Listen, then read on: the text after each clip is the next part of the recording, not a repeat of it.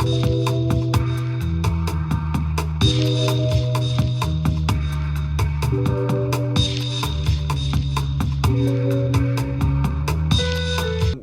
you have been the Onondaga County Comptroller for a little while now. What inspired you to jump into the statewide race for Comptroller, and what do you hope to, what is your vision for the office should you win the election? Sure. What inspired me as a 50-year-old in New York State, lifelong resident, and a local elected official, you realize that New York State needed to do a little better. And with the two young children, I have a 17-year-old boy and a 13-year-old girl at home. I just wanted to get in the game and put what I've learned and what policies that I believe will make New York State a stronger state into play. So you could either sit on the sidelines or you could get involved. And as an elected official, I understand the oppressive state mandates that are out there that increase our property taxes. And I said, this is the race where I have the skill set. I'm a certified public accountant, that I can bring some good to New York State and help us make the Empire State again. And are there areas where you feel that the current Comptroller, Tom DiNapoli, has fallen short, maybe, where you hope to kind of pick up and fill those gaps? Sure, absolutely. He's just not strong enough. He doesn't stand up to the governor. He doesn't stand up to the legislature, and clearly he doesn't stand up to Shelley Silver. He's weak on corruption. If I was the Comptroller, there wouldn't have been a need for a Moreland Commission. Right now, you've got another controversy with the Tappan Zee Bridge, where the loan was faulty, the loan application, where board members of these important independent boards are probably being pushed around and bullied by the administration, and Tom's nowhere to be found on these critical issues. I want to talk to you a little bit about the corruption aspect, because you've been very vocal about that. Obviously, the Moreland Commission has been there's been a lot of controversy around that and the governor's involvement or kind of quasi-involvement there. Where do you think, specifically with Moreland, where do you think the Comptroller could have stepped in and kind of supplemented some of the efforts of the Commission? Well, again, there wouldn't have been a need for a Moreland Commission if there was a strong independent watchdog in the Comptroller's office. You can monitor per diems, you can monitor member items, you can look at state contracts that are being awarded and trace them back to political donations. All of that can be done because guess what the Comptroller has access to that no one else does? Every check. Every dollar that comes out of state government comes through the Comptroller's office. So that's where you're the watchdog. It's the purse strings, watching the money, and then making an effort to tie it back, and then being vocal about what you see. And you've also criticized them for not more aggressively auditing the legislature. So where do you think specifically he could have done better in that regard? Sure, tracing contracts back. All of a sudden a new vendor comes into town, you wonder why, and then you trace back that there's all kinds of political donations being made. You've seen all of the controversy with the not-for-profits. I mean, we just recently had another not-for-profit that failed to make payroll. So all of a sudden you've got a legislator making a member item to that charity. Let's research the charity, let's audit the charity, let's make sure that the charity is doing what they should be doing instead of paying back to the legislator's family or to the legislator himself, which we've seen. Right.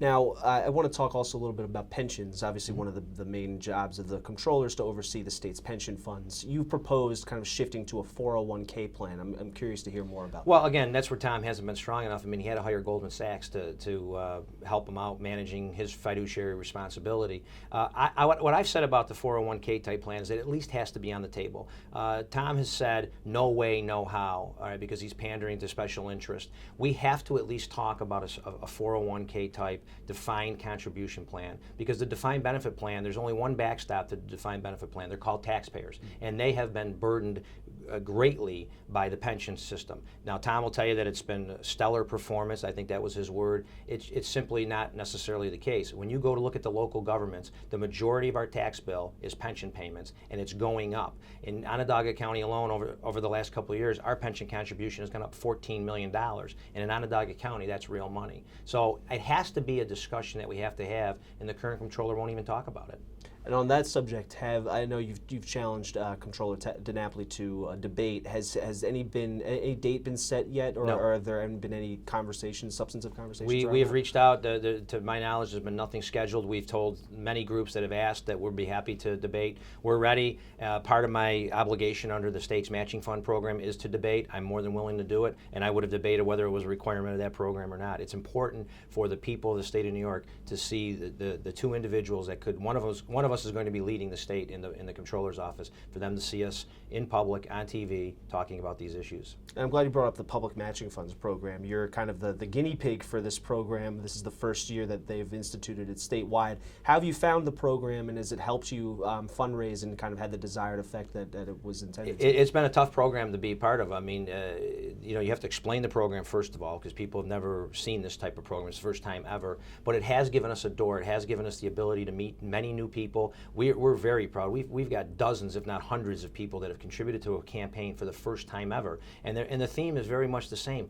Wow, I can really get my voice back. For $10, which becomes 70, I can really have an impact in this race. So that's been very humbling, and I'm honored to be part of this program. And would you support expanding it more statewide to the entire legislature and then the executive branch? Well, I think that's something that we'll have to talk about. I'm a big proponent of taking the money out of politics. I'm also a big proponent of term limits, which I think would help take the money out of politics.